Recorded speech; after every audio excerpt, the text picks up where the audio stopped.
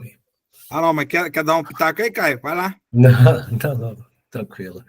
Não, eu só acho que, bom, estamos aqui, vou fazer a abertura aqui para o vídeo, né? A gente está aqui dia 25 de março, 23º encontro. Só eu falei lá no grupo que a gente já está no capítulo 7, né? No item 2, capítulo 7. Mas só sobre essa discussão em que a gente estava tendo prévia aí da, da indústria de defesa aqui, vamos dizer assim, a militarização da Europa, eu acho que, obviamente, que não vai ter conflito entre exércitos do russo e o europeu. Faz nem sentido isso. Eu acho que é uma estratégia muito mais de poder dissuasório, né? Porque hoje a grande questão, por exemplo, das armas militares é a capacidade como é que fala, de você lançar essa arma, né? Hoje a mais avançada do mundo é a Rússia, né? Os mísseis que eles mostraram já que eles têm, submarinos e etc. A Europa está extremamente atrás nisso. Mas no caso da China, eu acho que eles têm uma indústria militar que é capaz já de fazer frentes dissuasórias, estão investindo em submarinos militares, em caças mais modernos aí, que obviamente que não seriam páreo numa ofensiva, mas em questão da defesa, uma contraofensiva para o território deles, eu acho que eles estão avançando rápido. Eu acho que no caso dos europeus mesmo, vamos dizer assim, é uma ideia muito mais de colocar esse capital improdutivo e ocioso aí para circular e levar um tipo de acumulação, mas que efetivamente não tem muito futuro, eu acho mesmo. Até a Alemanha, eles tinham feito um fundo de 100 bilhões de euros, isso em 2022 ou 23, tinha passado 24 meses, eles não tinham conseguido gastar 20, porque tem o dinheiro, mas não tem a capacidade produtiva, né? Então, esse negócio não vai andar tão cedo. Mas vamos lá para o capítulo 7 aqui. Representação do valor do produto em partes proporcionais do produto. Voltemos agora ao exemplo que nos mostrou como o capitalista transforma dinheiro em capital. O trabalho necessário de seu fiandeiro era de 6 horas. O mais trabalho era o mesmo, de modo que o grau de exploração da força de trabalho era 100%. O produto da jornada de trabalho de 12 horas são 20 libras de fio, com um valor de 30 shillings. Não menos que 8 décimos do valor desse fio, 24 shillings, são formados pelo valor dos meios de produção consumidos.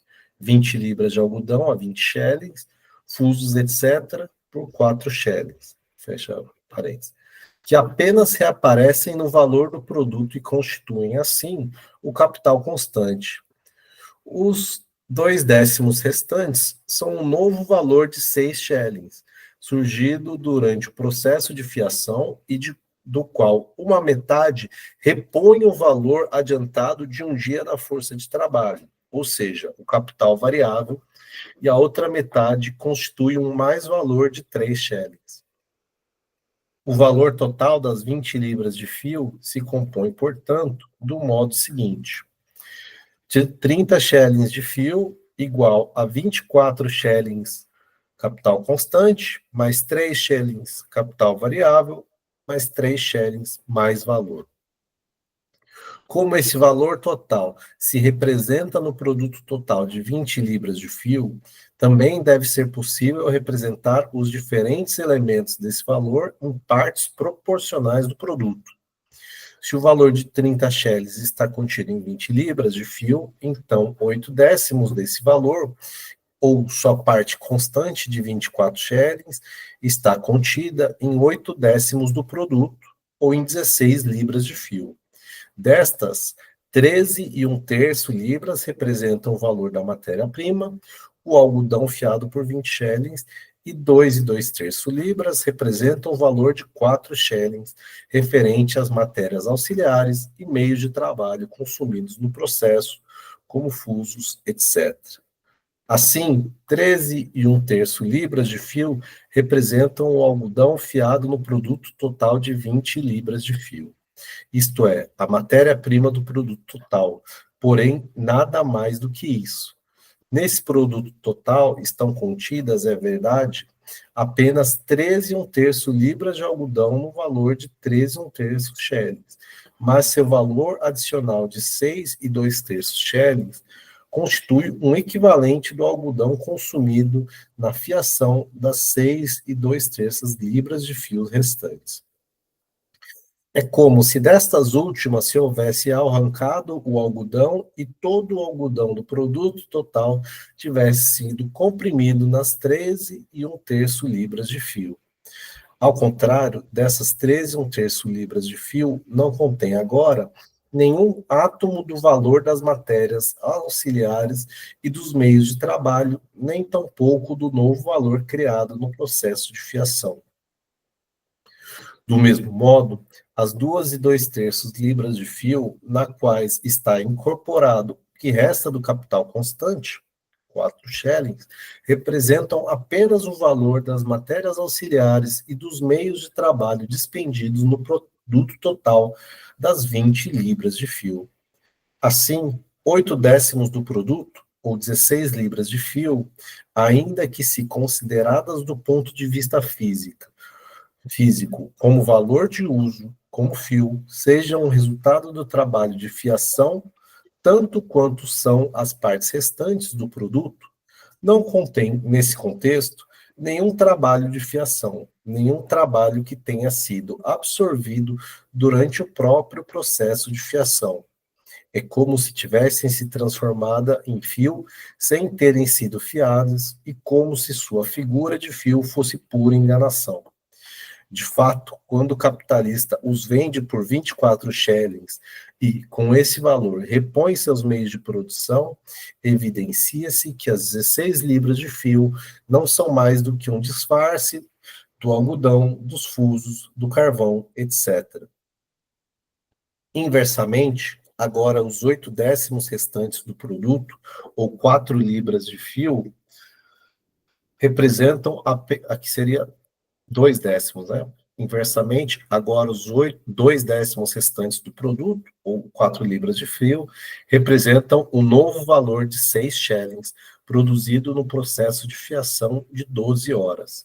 O que eles continham do valor das matérias-primas e meios de trabalho consumida nessas 4 libras de fio, já foi extirpado e incorporado às 16 libras de fio iniciais. O trabalho incorporado nas 20 libras de fio está concentrado em 2/10 do produto.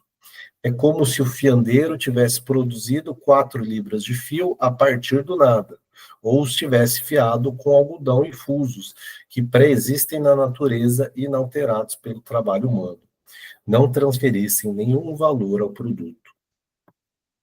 Das 4 libras de fio, que contém o produto de valor total do processo diário de fiação, metade representa apenas o valor de reposição da força de trabalho consumida, ou seja, o capital variável de 3 shillings, e a outra metade, o mais valor de 3 shillings.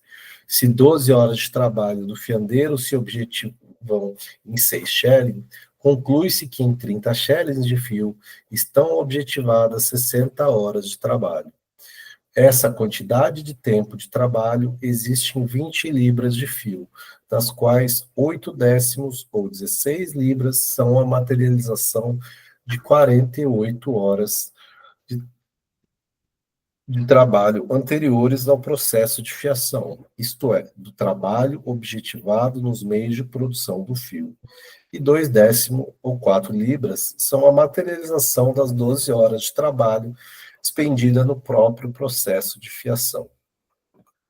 Vimos anteriormente que o valor do fio é igual à soma do novo valor criado em sua produção, mais o valor que já existia anteriormente em seus meios de produção. Agora, verificou-se como os diversos componentes do valor do produto, componentes que se distinguem de acordo com sua função ou seu conceito, podem ser representados em partes proporcionais do próprio produto. Essa decomposição do produto, resultado do processo de produção, numa quantidade de produto que representa apenas o trabalho contido nos meios de produção, ou a parte constante do capital, em outra quantidade que representa apenas o trabalho adicionado durante o processo de produção, ou a parte variável do capital, e numa última quantidade que representa apenas o mais trabalho adicionado durante esse mesmo processo, ou o mais valor. Tal decomposição é tão simples quanto importante, como ficará claro mais adiante, quando for aplicada a problemas complicados e ainda não resolvidos. Já pudemos observar que o produto total como resultado da jornada de trabalho de 12 horas, mas também é possível acompanhar esse produto ao longo do seu processo de formação e, no entanto, representar os produtos parciais como partes do produto funcionalmente distintas. O fiandeiro produz 20 libras de fio em 12 horas, ou 1 2/3 libra em 1 hora, e 13 1/3 libras em 8 horas. Ou seja, um produto parcial do valor total do algodão fiado durante a jornada inteira de trabalho. Do mesmo modo, o produto parcial do período seguinte de 1 hora e 36 minutos é 2 2/3 de libra de fio e representa o valor dos meios de trabalho consumido durante as 12 horas de trabalho. No período seguinte, de 1 hora e 12 minutos, o fiandeiro produz 2 libras de fio, igual a 3 shillings, um valor do produto igual ao produto de valor inteiro que ele cria em 6 horas de trabalho necessário. Por fim, nas últimas 1 hora e 12 minutos, ele produz outras 2 libras de fio, cujo valor é igual ao mais valor gerado por meio de sua meia jornada de mais trabalho. Esse modo de calcular serve ao fabricante inglês para seu uso doméstico, demonstrando, por exemplo, que nas primeiras 8 horas ou 2/3 da jornada de trabalho, o fabricante repõe o valor de seu algodão, etc.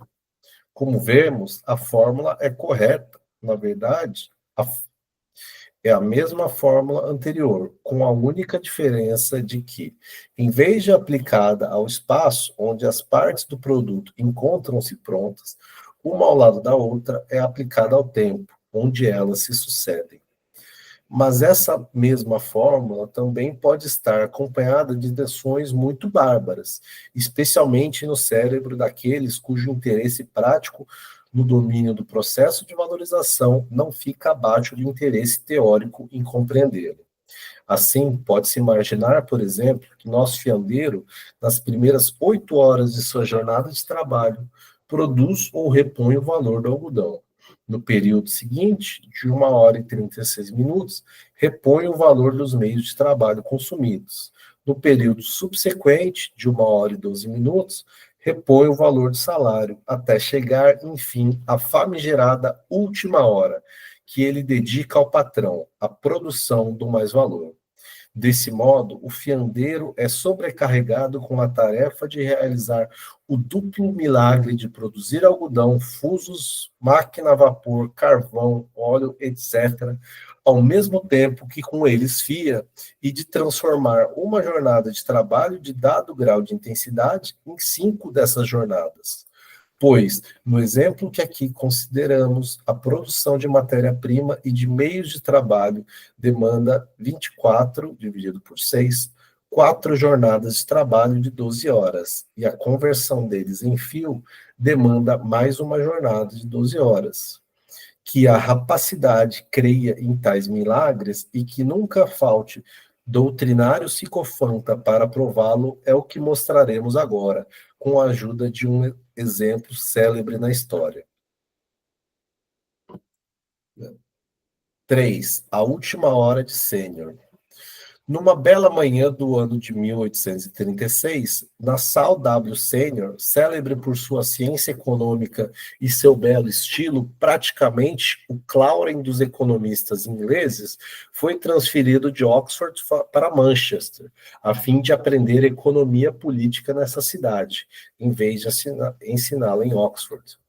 Os fabricantes o elegeram seu espadachim, não só contra a Factory Act, recentemente promulgada, mas também contra a crescente agitação pela jornada de 10 horas. Aqui a nota C, Factory Act. As Factory Act, leis fabris, foram uma série de leis elaboradas pelo parlamento inglês para a regulação do trabalho nas fábricas, entre parênteses, como a duração da jornada de trabalho, trabalho infantil, etc. Fecha parênteses. Marx se refere aqui à Lei de 1833, que introduziu importantes limitações ao trabalho infantil, que é a nota da tradução. Coisas que querem abolir nos Estados Unidos recentemente, né? Só fica comentário. Com sua perspicácia prática habitual, eles perceberam que o senhor professor precisava de um bom polimento final. Por isso, enviaram-no a Manchester. O senhor professor, por sua vez, estilizou a lição recebida dos fabricantes de Manchester num panfleto intitulado Cartas sobre o ato fabril. Como ele afeta a manufatura de algodão. Eu estou traduzindo aqui. Londres, 1837. Nele pode-se ler, entre outras, o seguinte trecho edificante. Sob a lei atual, nenhuma fábrica que emprega pessoas menores de 18 anos pode ultrapassar 11,5 horas diárias de produção, isto é, 12 horas durante os primeiros 5 dias da semana e 9 horas no sábado. A análise seguinte mostra que, numa tal fábrica, o lucro líquido total é derivado da última hora trabalhada. Um fabricante desembolsa 100 mil libras, sendo 80 mil em edifícios fabris e máquinas, 20 mil em matérias-primas e salários. A venda anual da fábrica, pressupondo-se que o capital gire uma vez por ano e o lucro bruto seja de 15%, consiste em mercadorias no valor de 115 mil libras. Dessas 115 mil, cada uma das 23 meias horas de trabalho produz diariamente 5 dividido por 115, ou 23 avos. Desses 23 sobre 23, que constituem o total das 115 mil, 20 de 23 avos, isto é, 100 mil das 115 mil, repõem o capital. 23 avos, ou 5 mil do lucro bruto, de 15 mil, repõe o desgaste da fábrica e da maquinaria. Os 23 restantes, isto é, as 2 últimas meias horas de cada jornada de trabalho, produzem um lucro líquido de 10%, de modo que se a fábrica, os preços permanecendo iguais, pudesse trabalhar 13 horas em vez de 11 horas e meia, isso significaria um acréscimo de cerca de 2.600 ao capital circulante e um lucro líquido mais do que 2 vezes maior. Por outro lado, se o tempo de trabalho sofresse uma redução de 1 hora por dia, o lucro líquido desapareceria. E se a redução fosse de 1h30 por dia, desapareceria também o lucro bruto. Olha que catástrofe do capitalista. Aqui, letra 32, Nassau Seniors, né? Aqui as letras, cartas sobre o Factory, sobre o ato fabril. Deixaremos de lado algumas curiosidades que não importam para o nosso propósito, como a afirmação de que os fabricantes incluem a reposição da maquinaria desgastada, etc. Portanto, um componente do capital no ganho, seja ele bruto ou líquido.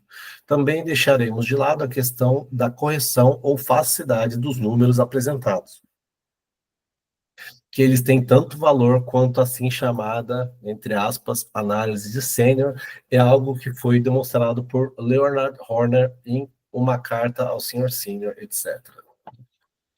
Leonard Horner, um dos comissários para a inspeção das fábricas de 1833 e ocupando o cargo de inspetor, ou melhor, entre aspas, censor de fábricas, até 1859, prestou um serviço inestimável à classe trabalhadora inglesa.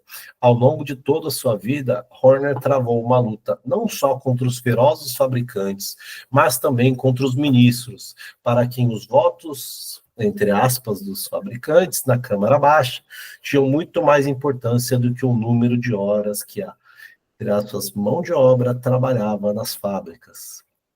Aqui, adendo à nota 32, como se não bastasse a falsidade de seu conteúdo, a exposição de Sênior ainda é confusa. O que ele realmente quer dizer é o seguinte: o fabricante emprega os trabalhadores por 11 horas e meia, ou 23 sobre 2 horas diárias. 23 meias horas diárias. Não entendi, está meio confuso também.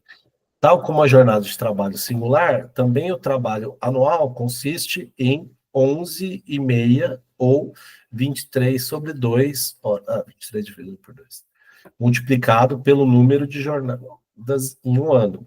A partir desse pressuposto, as 23 dividido por 2 horas de trabalho, 11 e meia, produzem um valor anual de 115 mil. Meia hora de trabalho produz 1 sobre 23 vezes 115 mil. 20 sobre 12 horas de trabalho produzem 20 sobre 23 vezes 115 mil, 100 mil. Isto é, apenas repõe o capital adiantado.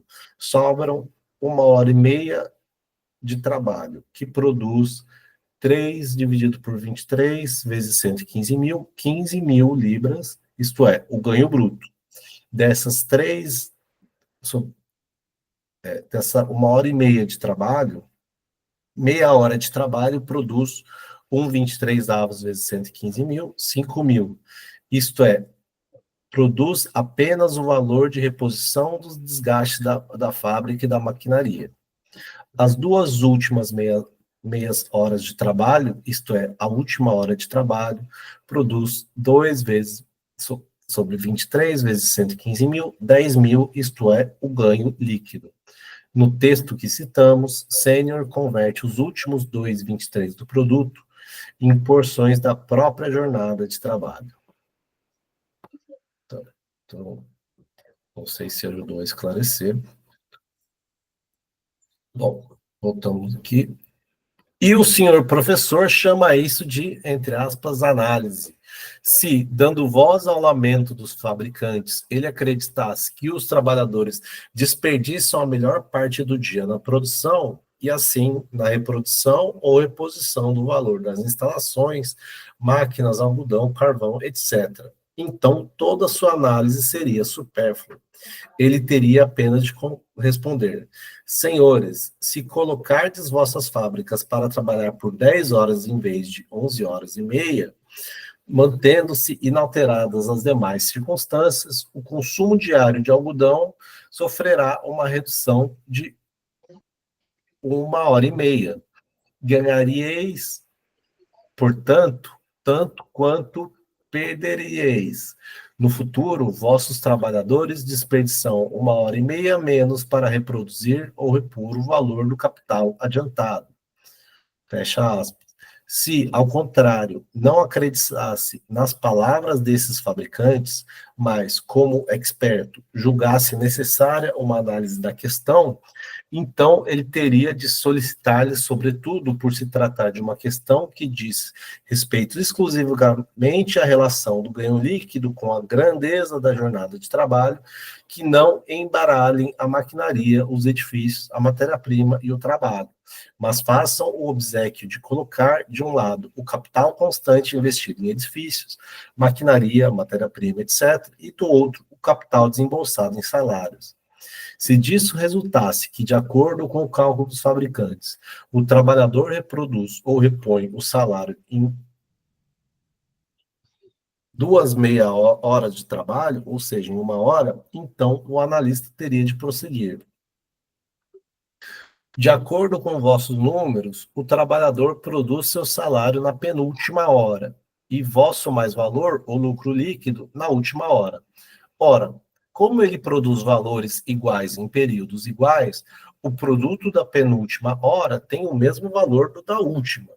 Além disso, ele só produz valor na medida em que despende trabalho, e a quantidade de seu trabalho é medida pelo seu tempo de trabalho. Este último totaliza, segundo vossos números, 11,5 horas diárias. Uma parte dessas 11,5 ele aplica na produção ou reposição de seu salário e a outra parte da produção de vosso lucro líquido. E não faz mais nada além disso durante a jornada de trabalho. Porém, como de acordo com esses números, o seu salário e o mais-valor que ele cria têm o mesmo valor, é evidente que ele produz seu salário em 5,3 horas e vosso lucro líquido em outras 5,3 horas. E como, além disso, o valor do fio produzido em 2 horas é igual à soma de valor de seu salário mais o vosso lucro líquido, a medida do valor desse fio tem de ser 11,5 jornadas de trabalho, das quais 5,3 horas medem o valor do fio produzido na penúltima hora, e 5,3 o valor do fio produzido na última hora. Chegamos assim ao ponto crucial. Portanto, atenção, a penúltima hora de trabalho é tal como a primeira, uma hora comum de trabalho, nem mais nem menos.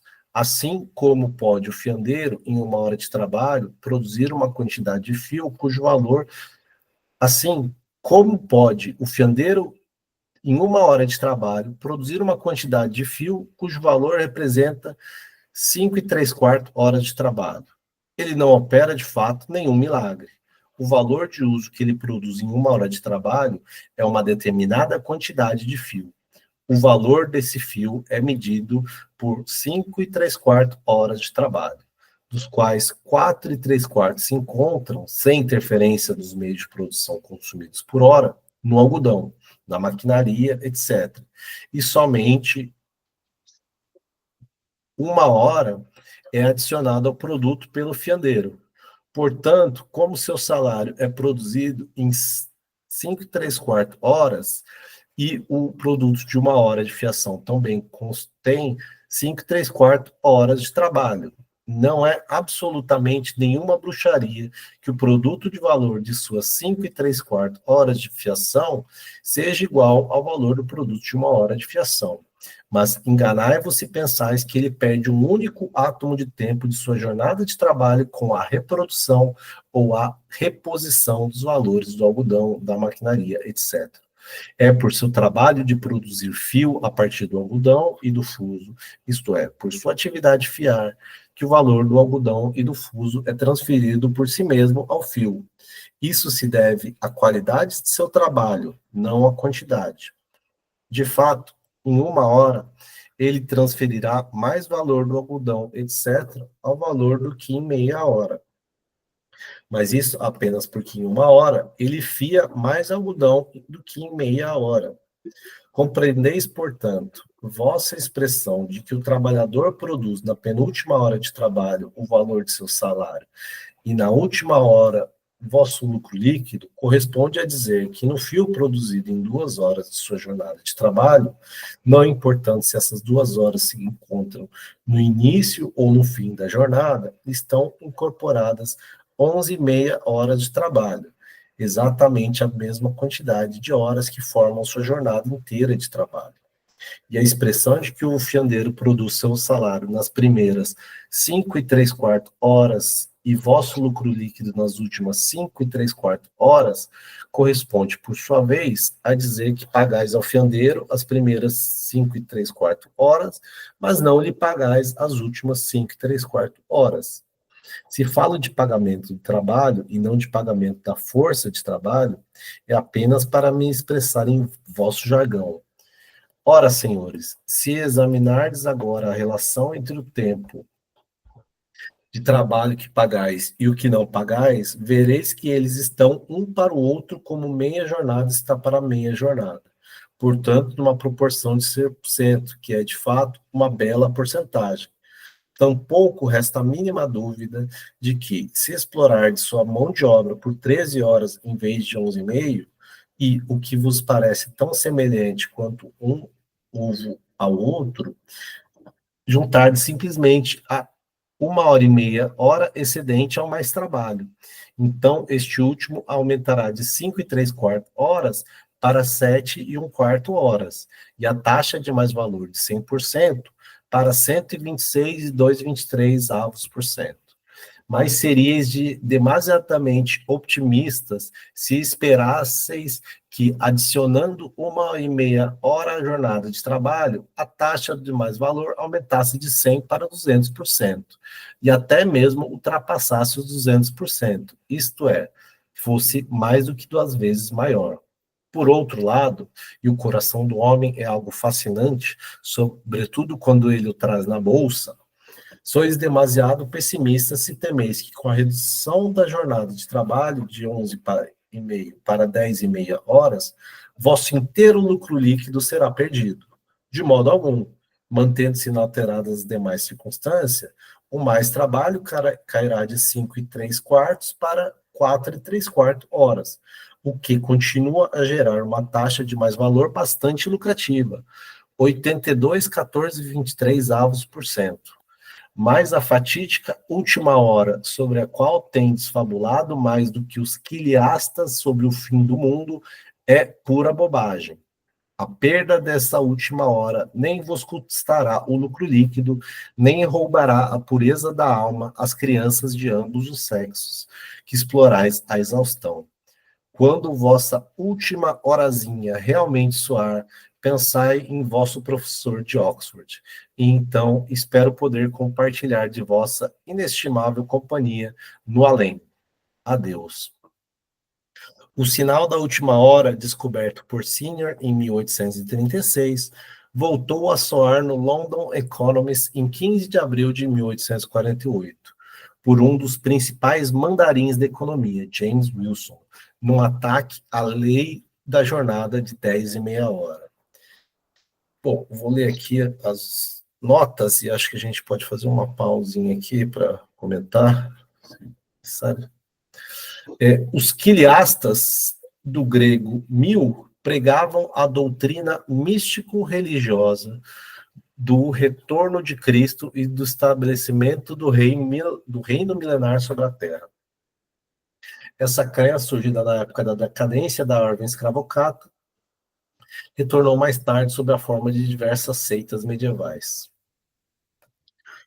Bom, aqui uma nota bastante grande sobre o Senior, né?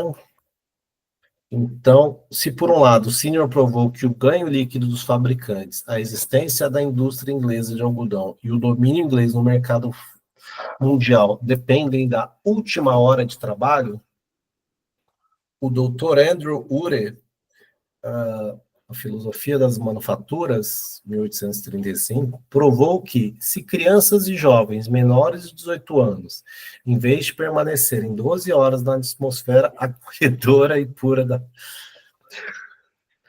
Desculpa, às vezes a ironia do Marx é complicado, né?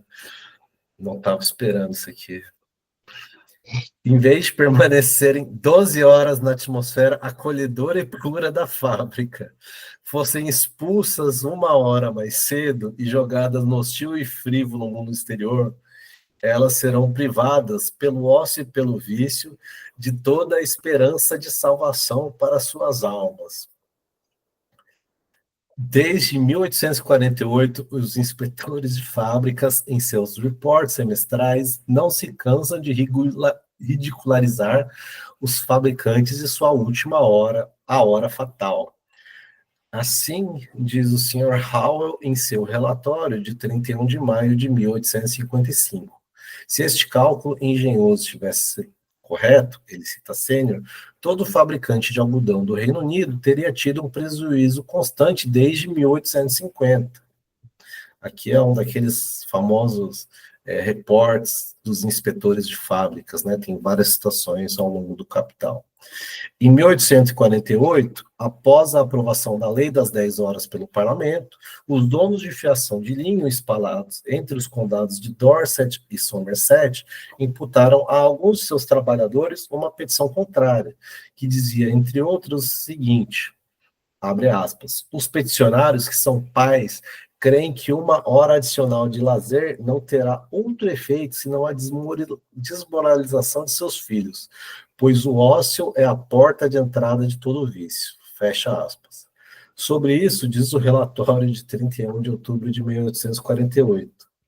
A atmosfera das fábricas de fiação em que trabalham os filhos desses virtuosos e carinhosos pais é carregada de tantas partículas de poeira e fibras de matéria-prima que é extremamente desagradável permanecer em seu interior por apenas 10 minutos, pois para isso é preciso suportar a mais terrível sensação de ter os olhos, ouvidos, as narinas e a boca imediatamente invadido por densas nuvens de poeira de linho, das quais ninguém ali pode escapar. O próprio trabalho requer, em virtude do funcionamento febril da máquina, uma incessante aplicação de habilidade e de movimento, sobre o controle de uma incansável atenção, e parece ser um pouco duro demais fazer com que pais apliquem o termo, entre aspas, ociosidade a seus próprios filhos, que após a refeição são presos por 10 horas numa tal ocupação, numa tal atmosfera. Essas crianças trabalham mais tempo do que os servos rurais nas aldeias vizinhas. Vou destacar isso aqui. Esse cruel, esse palavrório cruel sobre ócio e vício deveria ser condenado com a mais pura falsidade e a mais desbriada hipocrisia. A parte do público que há cerca de 12 anos presenciou a proclamação pública e solene sob a sanção da alta autoridade que o ganho líquido do fabricante derivava da última hora, de modo que a redução da jornada de trabalho em 1 hora eliminaria o ganho líquido, essa parte do público, como diziam, não poderá acreditar no que seus olhos veem, quando agora souber que a descoberta original sobre as virtudes da última hora sofreu desde então uma evolução tal que hoje engloba a moral tanto quanto o ganho, de modo que, se a duração do trabalho infantil for reduzida para 10 horas, a moral das crianças se perderá juntamente com o ganho líquido de seus empregadores, uma vez que ambos dependem dessa hora última e fatal. De novo, o relatório dos inspetores. O mesmo relatório de fábrica fornece, então, alguns exemplos da moral e da virtude, entre aspas, desses senhores fabricantes, dos truques, artifícios, armadilhas, ameaças, falsificações, etc., que eles empregam a fim de forçar alguns indefesos trabalhadores a assinar petições como essas, em seguinte, apresentá-las ao parlamento como petição que representam um ramo inteiro da indústria, ou um condado inteiro. Altamente característico do presente estado da assim chamada ciência econômica é o fato que nem o próprio Sênior, que posteriormente, para o bem de sua honra, apoiou energicamente a legislação fabril, nem seus opositores de então, nem seus críticos pósteros foram jamais capazes de mostrar a falsidade dessa, entre aspas, descoberta original. Eles apelaram à experiência factual, mas o porquê e o para quê permaneceram um mistério.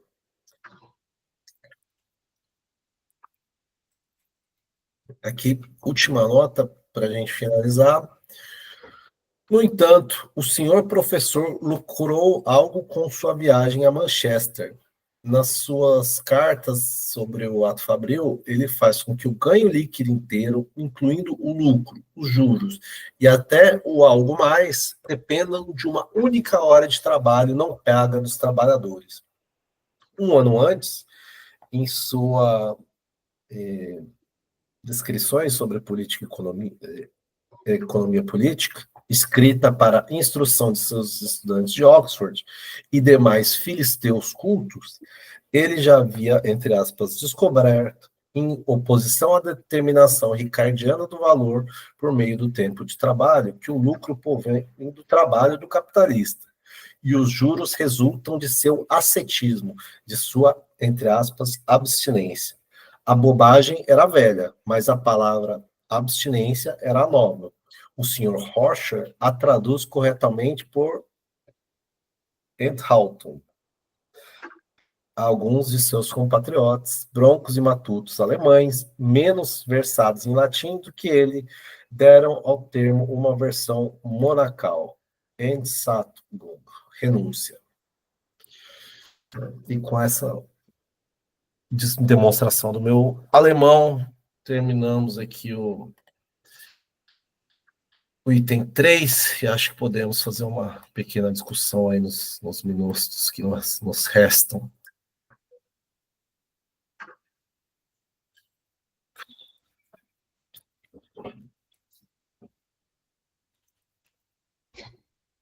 Praticamente o século XIX inteiro, né, nas lutas operárias, foi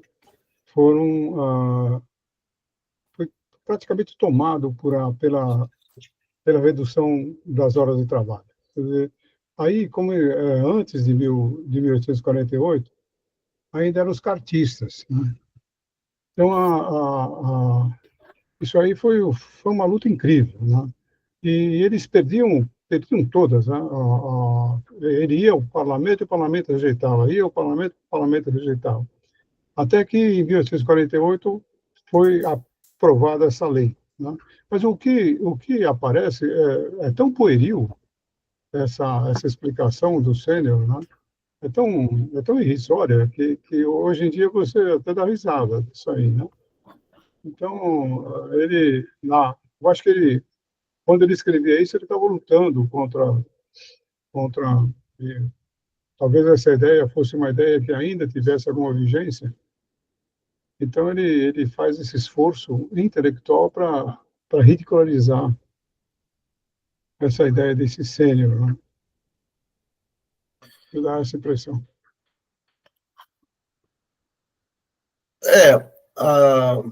Concordo. Eu acho que esse trecho, né, ele é muito mais um texto de quase propaganda, né, de agitação, né, ali ele está falando, olha, porque ele vai elaborar esse argumento, né, na parte técnica, né, entre até se você estuda a básica contabilidade de custos, né, tem o que a gente chama dos custos variáveis e o custo fixo, né? Então, basicamente, se o trabalhador trabalha mais horas, ele vai consumir mais matéria-prima, né? E vai consumir mais algodão. No ponto é o seguinte: se você reduz a jornada de trabalho, nesse caso, o trabalhador vai reduzir o algodão, né? Então, o consumo de algodão vai mudar as proporções entre o capital necessário, enfim. Obviamente que uma redução da jornada de trabalho, como ele mostra, a gente vai estudar, ela diminui a exploração, então a rentabilidade do capital é afetada, né? Mas esse argumento de que o lucro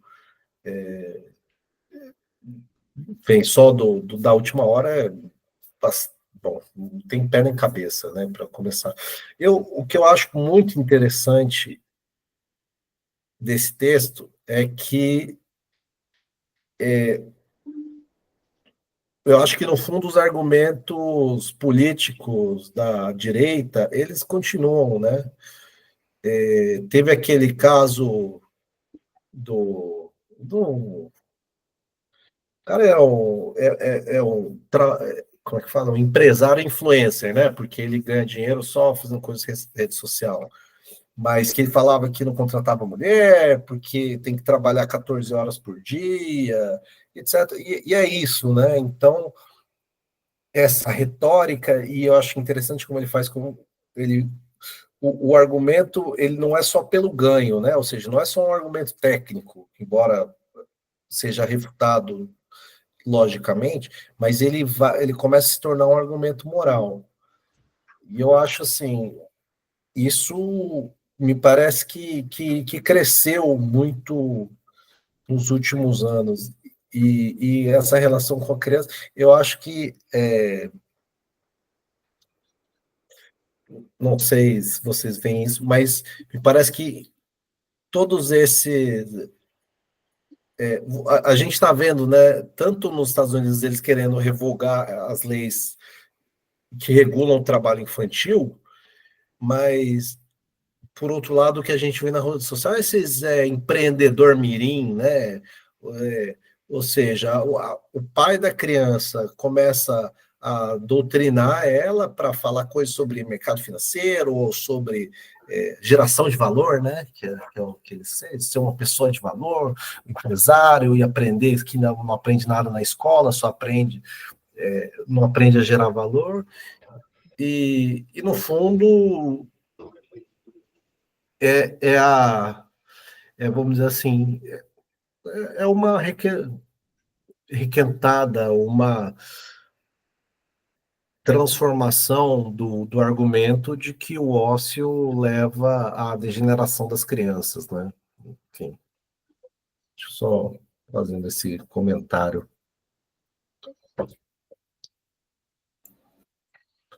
Eu tenho acordo aí com o que foi dito pelo Caio, pelo Fernando, também acho que é isso, né? Primeiro se cria toda uma tentativa de justificação técnica para depois cair finalmente numa justificativa moral e ideológica, que é isso, né? Lá atrás até hoje é a mesma coisa, inventa aí. Né? No Brasil você tem aí uma série de lei, desse pessoal da extrema-direita o tempo todo fazendo agitação contra as crianças não poderem trabalhar e tudo mais. E, né, sempre você tem esse tipo de agitação e também as explicações que vão se dar por que não se pode reduzir a jornada. Agora mesmo na luta do fim da escala 6x1, não é? Você tem todo, assim, não chega nesse nível, vamos dizer, de ingenuidade do Sênior, mas o fundamento ali de por que não pode está sempre ali, ó, né? Assim, sempre essas justificativas ideológicas elas aparecem, né, para poder. E esses caras que se prestam a esse papel, né? Tá cheio de sêniors por aí, né? O Marx chama de espadachins, né? Mercenários e tal, apologetas, né? E sempre estão por aí. E é engraçado que essa estrutura de um. Você via, por exemplo, na escala 6x1, toda uma argumentação meio técnica ali, os caras apresentavam planilha, dados, e no final algum tipo de justificativa moral para dizer por que não podia reduzir a jornada, que não sei o quê, né? Isso não remunera o risco, tal, que entra aquela segunda parte ali que começa, né? Que o lucro vem né, da abstinência do capitalista, que não sei o quê, que se confunde um pouco com os juros e tudo. Até hoje tem essas explicações, né? Na economia, né, os juros é só uma preferência intertemporal, né? O capitalista prefere abdicar de consumir agora e é remunerado por consumir no futuro. Vamos ver, uma das estruturas desse pensamento do Sênior está aí até hoje, né? Como ciência econômica. Mas eu acho que é importante demonstrar isso, né? Fazer essa agitação em torno. Toda vez que tem uma luta pela redução da jornada, vem aí as argumentações de cunho moralizante né? Vai ter sempre um economista e um padre de plantão para poder fazer agitação contra quando for lutar pela redução da jornada. Ou um pastor, né? Que agora vai ter sempre as três figuras aí: o padre, o pastor e o economista. Agora apóstolo, né? Que eles se chamam, esses vigaristas aí do. Mas era isso. Vou parar aqui a gravação. Quem quiser continuar falando, fica à vontade aí.